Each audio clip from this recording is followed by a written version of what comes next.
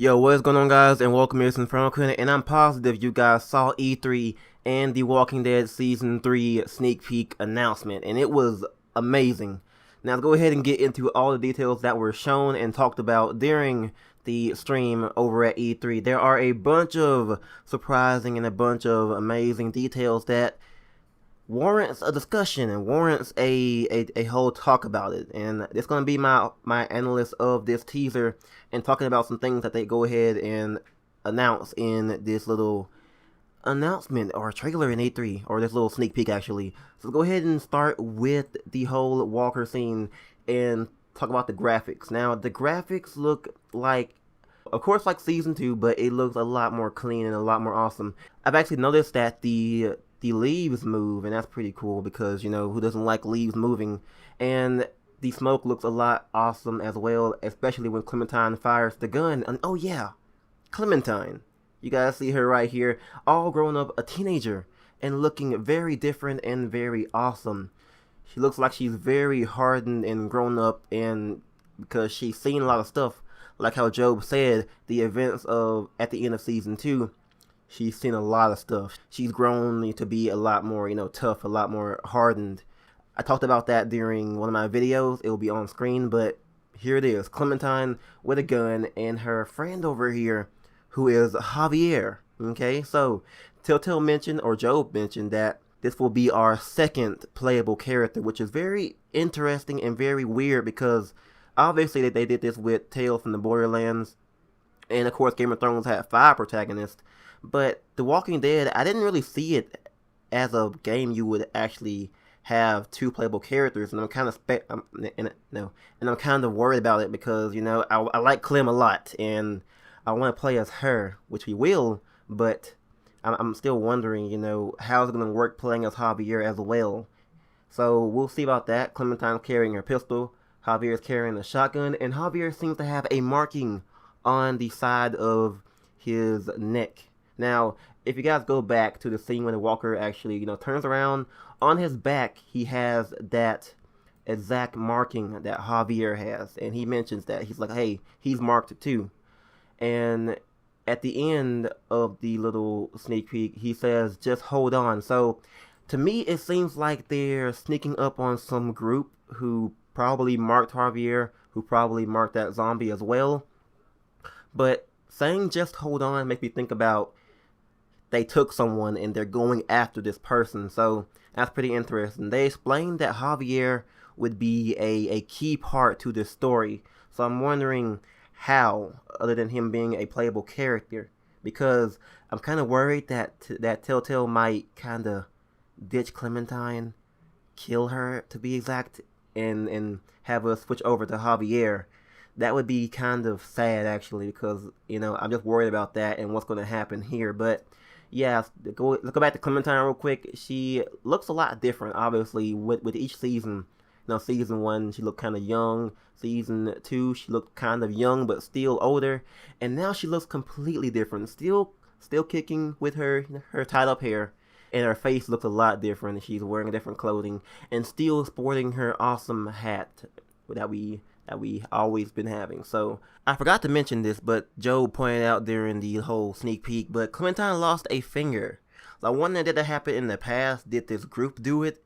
What happened there? Hopefully they will explain that before we go into, the episode, or just explain it, throughout one of the episodes, because that's a big deal. Clementine losing a finger. I would like to know how she lost it, or if we'll be able to go through the point where she lost it.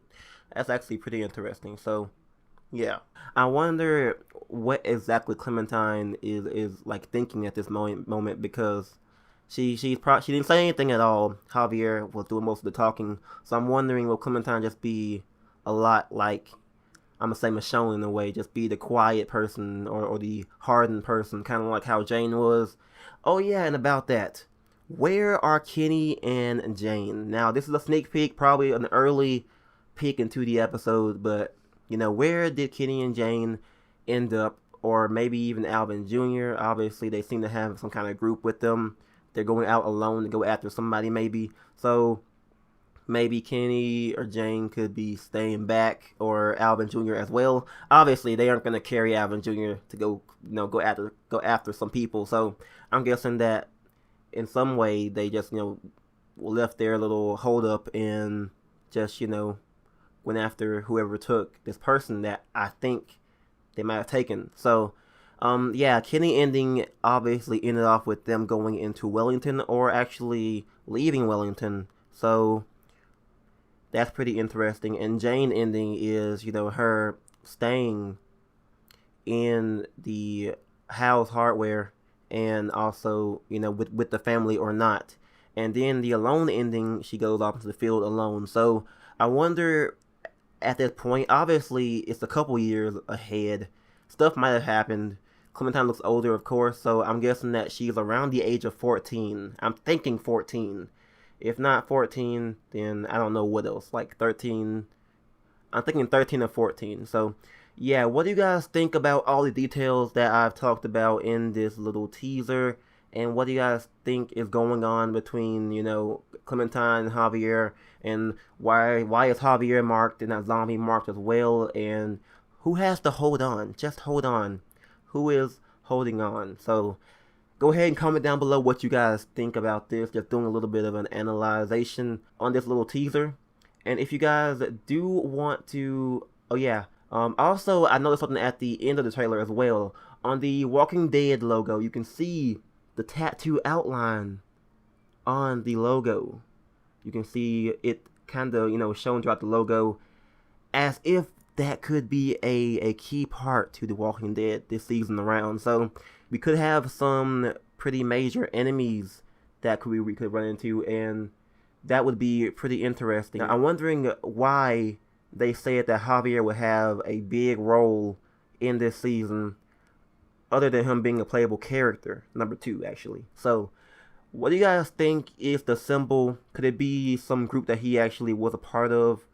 Because to me, it seems like the whole situation of the wolves in the Walking Dead comics and TV show, the wolves actually mark their forehead and mark zombies. So I'm wondering, could it be a representation of the wolves in a way, or something like that? I'm actually pretty curious about this. It's actually something that could be sparked for a while now. So that is pretty much it for this analyzation of the whole teaser here. The Walking Dead is returning this fall.